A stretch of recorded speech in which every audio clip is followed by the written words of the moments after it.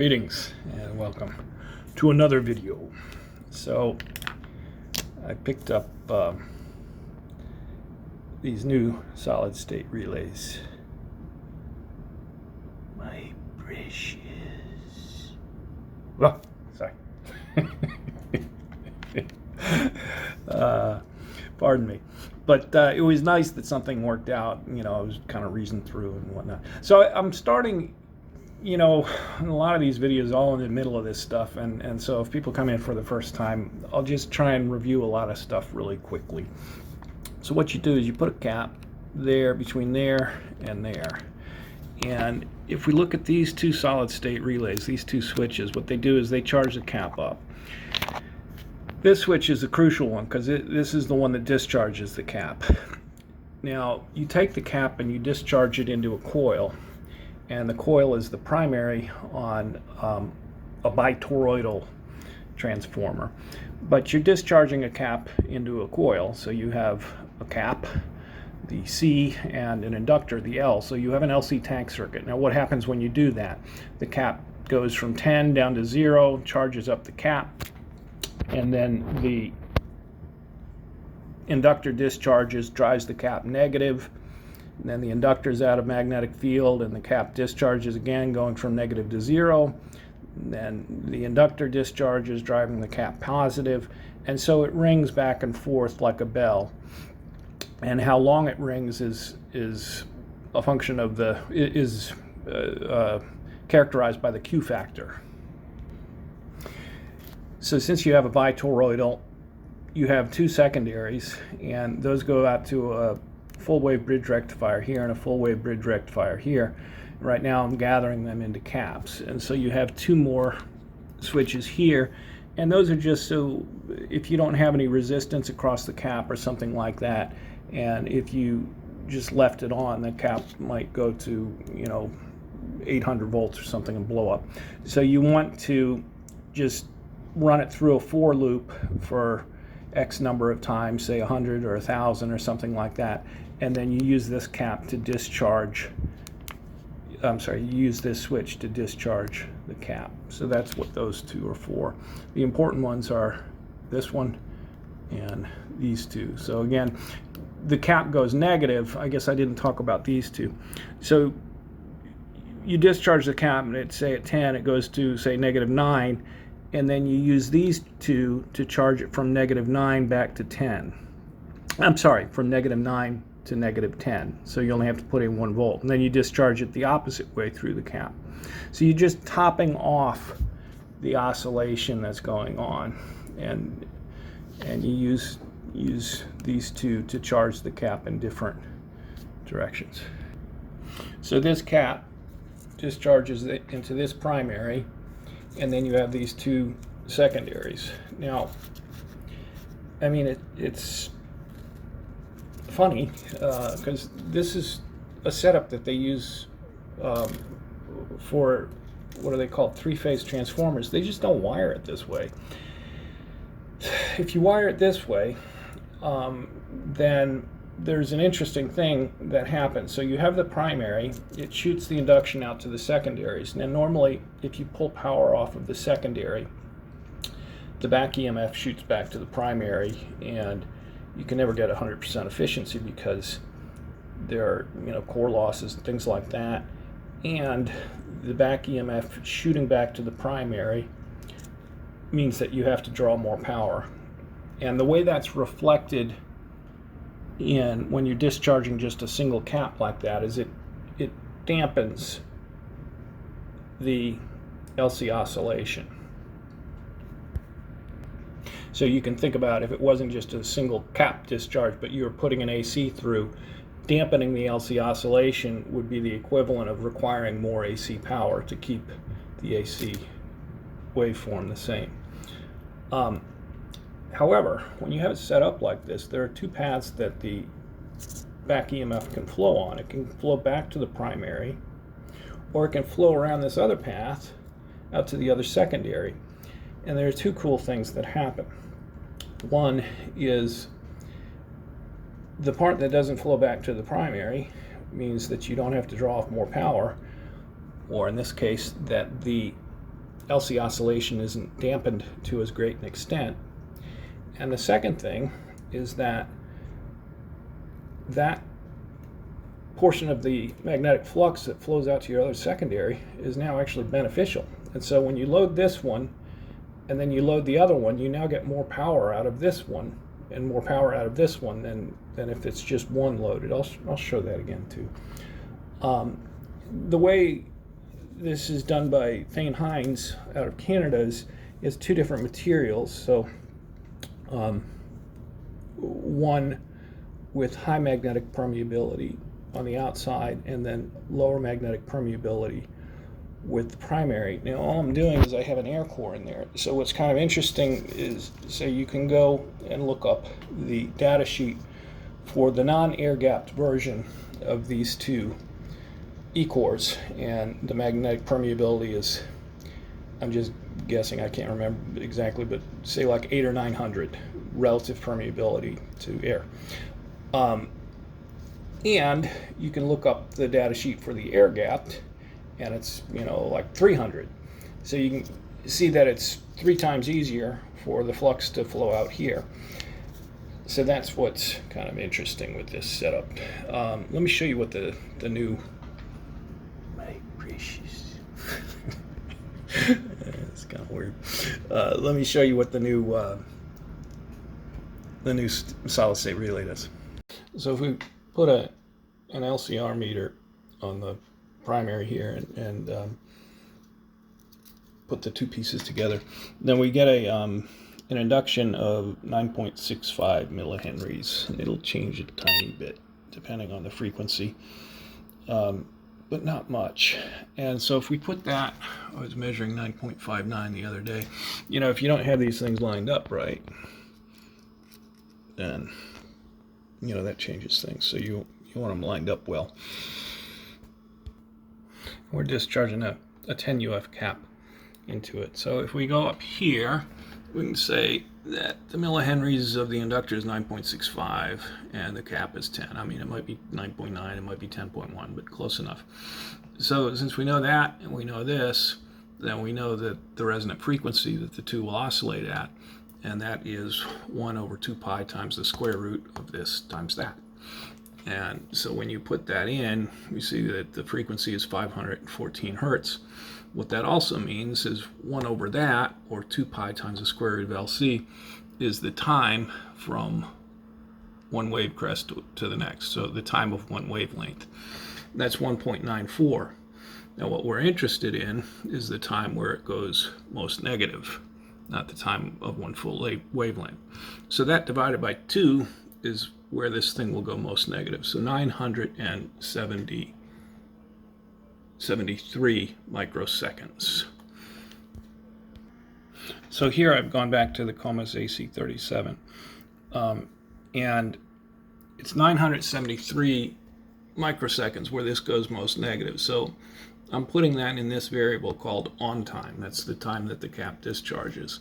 And we go down here, and we'll gray out a lot of this code for now, because all we're going to do is we're just going to charge that cap for 2 seconds, then we're going to discharge it for on time, and then we'll give it 2 seconds to see what shows up and how far negative the cap went. The cap went. And I'm screwed. So it's always good to start off at a low voltage, and here's why. You know, I don't even have a coil in, and I thought it was that switch. It's not. It is.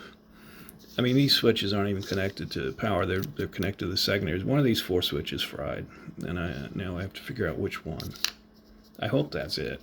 Okay, then. It wasn't any of the switches. I just, like a dum-dum, forgot to recompile after I grayed out that stuff. So no wonder why I was stepping on its toes. So now it's working, but it's still always a good idea. I still could have fried things. You know, start off low, and we see it's doing what it should, but let's turn it up to 10 now and see where we're at. Okay, so it says 10.1 there. We see it says 9.99. It's about as close as I can get right now. 9.99, and it swings negative to 9.19, or 9.18. These caps are about as small, see we got a 9.12, about as small as you can go while still getting a consistent reading. So I would say 9.18, 9.19. So now let's switch this switch out for the new switch.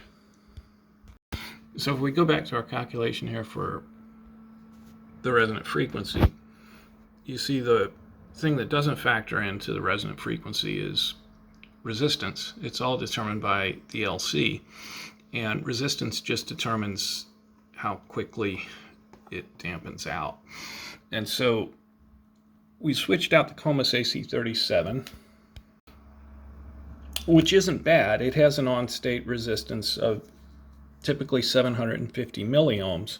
However, there's so little wire here that this resistance is 700, 800 milliohms.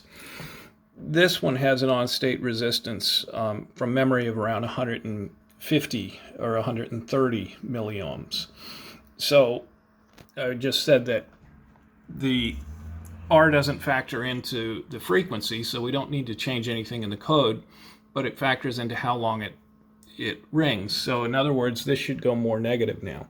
So we turn it on. 9.99. Now look at that. Again, it's hard to get a constant reading there, but we were seeing it swing to about 9.18, 9.19. Now it's swinging to 9.29, 9.38, somewhere around there. We'll call it 9.35, 9.36. So it might not seem like much. However, on the other hand, that kind of makes a big difference. So that's what it looks like with the previous switch. Let's see if it looks any different with the new one. So technically you could save these things. I mean, you actually can, but I don't really know how to do it and I don't feel like learning. So just try to remember that. And then we'll put in the new one. Okay, so that's the old switch. And oops. Isn't that good? It helps to have both legs of the probe hooked up. And so let's freeze it. That's the new switch. So you can even see it's less damped. Now the thing that makes a really big difference is, for a given coil, the pulse duration. So we'll leave it on this one. Last part on this, I'll put in a 1 UF cap. Now a 1 UF cap, you're not going to be able to capture it on here because it'll drain out too quickly. But this probe has a 10 mega ohm resistor, whereas I'm pretty sure this is a 1 mega ohm. So there's 10 times more resistance and it samples a lot quicker. So let's put in a 1. If we go back here, change this now to 1. And there's a frequency, there's a time wave crest, and so 7,407 microseconds will be 12 oscillations. So with this smaller cap and the lower resistance switch, that's what 12 oscillations looks like. It's much less damped. And that pattern of the Q factor improving should continue until you run into issues with increasing core losses from the frequency and or skin effect resistance increases in your coils. So now I've gone back to the Comas AC37 and let's load the thing and see what it does. So the first thing, I'm trying in this video just to talk through each of the things and what I'm doing, because I realize it's, especially if you start in the middle, it doesn't make any sense. So we'll just run through the for loop now 1,000 times. I've put back the other code. So this thing discharges, it goes negative. We charge it back negative to -10. We discharge -10 in. It goes positive, and we top it off and charge it again. And Okay, if I can show this, so we're at 2.2, and now we put in the other side, and this has gone up to 3.36. So it's sort of, it's where you know you're not in Kansas anymore, because it's not supposed to be when you load another secondary, this one goes up. They should split, and it should go down by half. And if we turn this one on, we see likewise there. And if I pull this side out, see that drops. Now we put this in, and that goes up. So that's what you're looking for, and what's happening there, that increase that you get is the percentage of the back EMF that's not hitting here and deforming the LC oscillation, but it's flowing around to here where it's now beneficial. Ooh. Okay, so the last thing is, after this goes through the for loop 1,000 times, it comes out, and this allows us to see how much this thing was swinging back. So, in other words, just the timing here, it was charged to -10 right before it came out, and it swings back to 8.11. Now that compares with the, what did we say, 9.36 or 9.38 when it was unloaded.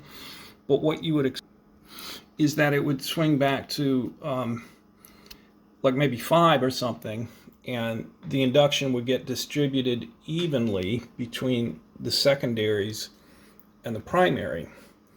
But that's not happening. It's not as deformed. So that, again, if this was running as an AC, instead of, you know, you don't have to top it off as much. So that's good. Now, the last thing here then, and I've gone through this in other videos as well, but I'll just try and talk through it real quick, is since we have these figures, we can calculate the milliwatts out here and the milliwatts out here. And that's easy enough because V equals IR. And we know that this, I mean, you'll have to trust me, and even if I, you know, put it on a meter, just do the whole thing yourself. It'll be, and then it's fine. But this is a 1,000 ohm resistor, and that's a 1,000, wherever it is. That's a 1,000 ohm resistor that's going across the two caps. So there's a 1,000 ohm load, V equals IR, I equals V divided by R. So we can take 5 point whatever it is there and divide it by 1,000, and that gives us our milliamps out. Now we know the milliamps, we know the voltage. V times A is your milliwatts out. So milliwatts out, and then you just add the two. That's easy. Milliwatts in is also easy, but a little bit more complicated. We know the capacitance here, and we know the voltage that we have to put in. In this case, it's about 1.9 volts. We know that charge in a capacitor is equal to capacitance times voltage. So 10 UF times the 1.9 volts that we need to add is the charge that we add to this for each of those 1,000 times. Now, amps is also defined as a flow of charge of 1 coulomb per second. So we can calculate the coulombs by C times V, and then we just have to figure out how many times did we do this in a second. And so we just go back to the code, and you know, in this case we see, well, we charged it up for 100 microseconds, and then there was 150 where we were shutting it down, and then we discharged it for on time, which in this case is 940 microseconds, and then 150, and then we do it again the other way. So that would be, you know, 2 times if we add all those up, or we can just look at one leg of it and say we charge it for 100 microseconds, shut it off for 150, discharge it for 940, shut it off for 150, and then we do the same thing over. So if we add this, this, this, and that, you're going to get a figure, you know, like 1 millisecond. And so in 1 second, you would do that 1,000 times. then you know how much charge has flowed in a second. And since you know how much charge has flowed in a second, you know how many milliamps you're using. Now, you're saying 10 volts here, but you only need to add in 1.9 volts. So it's that milliamps times 1.9 gives you your milliwatts in. So I've thought about that repeatedly. I don't see any issue with it. And I've also preliminarily kind of confirmed this with batteries and with other things. But when you do that, you can calculate milliwatts in and milliwatts out. So our on time is actually 930 microseconds. So let's start to put this together. You have 100 microseconds where you charge it, 150 where you turn it off. It'd be nice to get those faster. This is 930. And 150 where you shut it off. I can hopefully get those down to about 50. So 1.33 milliseconds. Now you put that up here, we're calculating our milliwatts in, and we see that 751.9 times a second you do that. Now we know it's a 10 UF cap. We know the voltage started at 10, but it ended at 8.11. And so we only needed to add 1.89 volts. So the first thing we do is we know we got a 10 UF, or 1 to the negative fifth farad capacitor that's discharging 751.9 times in a second. So we multiply that by that, and that gives us this 0.008. And then we say Q, coulombs, equals C times V. Now V is going to be this voltage difference, which is 1.89. So I've just cut and pasted this and put it over here. Put in the new relay. I'm leaving everything else the exact same. Turn on the power. And what do we get? So we're getting now 5.37 instead of 5.34. We're getting 5.33 instead of 5.31. And oh, I gotta hook that up.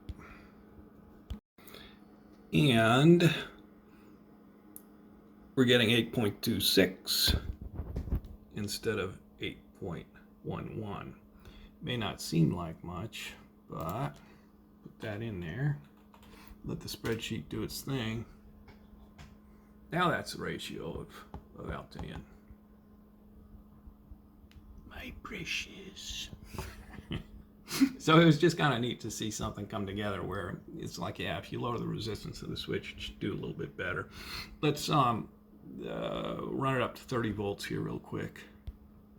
All right, I don't know where the hell we were. I was talking with siblings, I was talking with cousins. And so now we'll run it at 30 volts. And the first thing I did is, let's just let it sit for 8 seconds at 30 volts so we can figure out, are we actually at 30 volts? So you see that thing says 30.5. This says 29.98. Let's try to dial it in. I trust this one. I don't trust that one.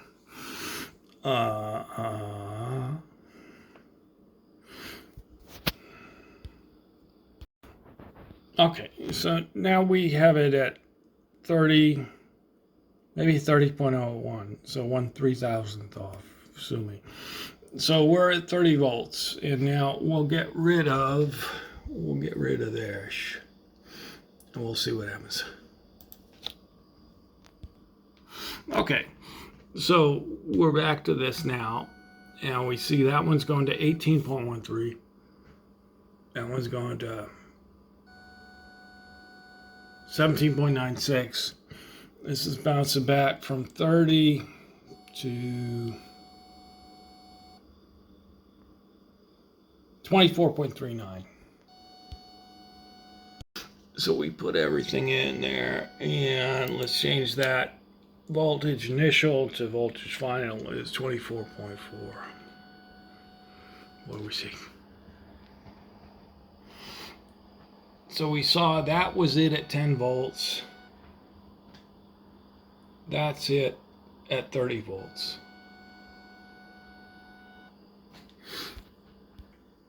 So we see that's now the ratio, as opposed to that as we went up in voltage, and there's our milliwatts in, there's our milliwatts out. So let's just do this, and we'll subtract this from that.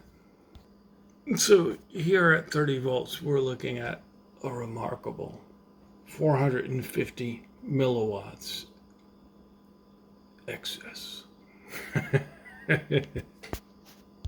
So there are a few things to say at this point. One is that I can't figure out how that's not real. I may have calculated things wrong. Everything I can tell, that's real. And there's almost a half milliwatt excess that's coming out. I mean, the second thing, just to get it out of the way here, that's like a toy store novelty. There's almost a half milliwatt. I want to give the scoffers plenty of room to scoff. So I'll say that the switches here, I don't know. I mean, it might be 200 milliwatts, might be 500 milliwatts. Maybe that's more than that 415 that appears as excess there. So that's the first thing. Now then, the second thing is we're running at 30 volts. The switching cost is constant. So if everything held the same here in terms of, how this behaves with more power hitting this and whatnot, if you're running at 300 volts, that would be 41. It would be, it wouldn't be 10 times more. It would be 100 times more. It would be 41.5 watts out as excess, and maybe more if you went up to higher voltage. So there's sort of a couple things. I mean, assuming you don't want to go up to 300 volts, which for obvious reasons I don't want to do on the desktop. And as I was saying, I want to give the scoffers lots and lots of space to scoff. So you can still say that that could be gobbled up by the switching costs from the Arduino. So keeping this thing at 30 or 40 or 50 volts, can we improve this? And then, eventually, if you wanted, assuming you could find the correct relays for it, if you wanted to go higher in voltage, but can we improve this? And so that's what I'm going to work on next. So I sort of have two things I could work on going forward. And one would be to repeat a battery test. The first battery test looked really promising. And let's nail it down. Let's see that this and this and this are not bullshit. And to do that, I built a 9-volt battery capacity tester with the Arduino in a previous video. So I can go back to that and rebuild that. It's going to take some time and whatnot. And I think I'll improve it so that when the battery goes down to like 8 volts, it shuts off. So that'll take some time. There's a second thing that I want to look at before we go to that. So we're looking at this and we want to try to improve this. And to do that, we need to make this go in more, and we need to make this not go down or ideally go up. And I'll tell you, I'm looking at the turns ratio and I'm seeing something funky with 2 or 3 things with the turns ratio that improve this. And so what I'm going to do now is I'm not going to go back to a battery test now. I'm going to take these winds off. I found this. This is like, I want to say it's 30 American weight, So I want to say this is 30 gauge wire. I know this is 26 gauge wire.